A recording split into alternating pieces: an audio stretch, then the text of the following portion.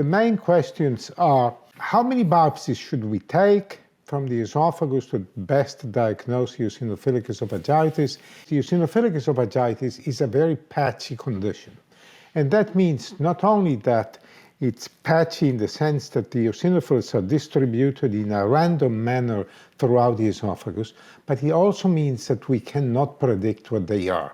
We suggest to take 2 to 4 biopsies, fragments of tissues, individual fragments, from the mid-esophagus and 2 to 4 from the distal esophagus. Distal meaning at least 2 centimeters above the GE junction.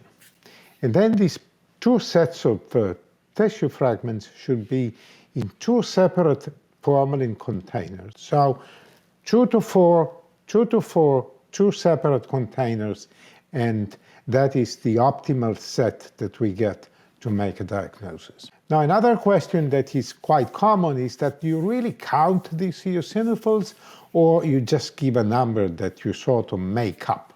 Eosinophilic esophagitis, or could be also some other condition involved. So the first question is, do we really count? Yes, we do. We look at a biopsy for the places with the highest concentration, and then we count them.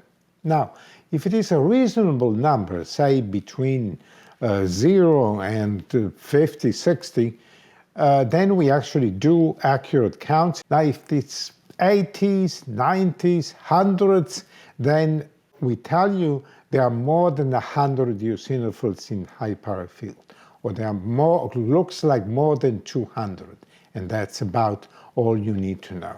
So when we send a report that says 15 or whatever the number per high parafield, do we mean unequivocally this is EOE? No.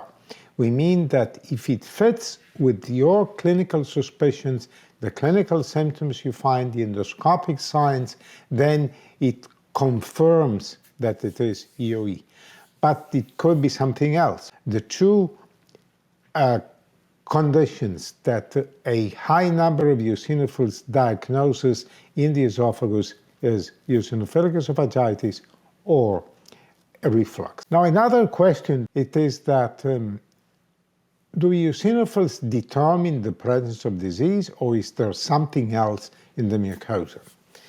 And the answer is definitely eosinophils by themselves are not the whole picture. We have at least 3 very important features. One is the spongiosis, which means when the cells in the squamous cells in the esophagus separate in a way that it looks edematous. That means that there is inflammation there. The other one is basal cell hyperplasia, meaning that there is an increased turnover of cells. And the third one, which is probably the clinically most relevant, is fibrosis just below the epithelium. I hope you all continue asking questions.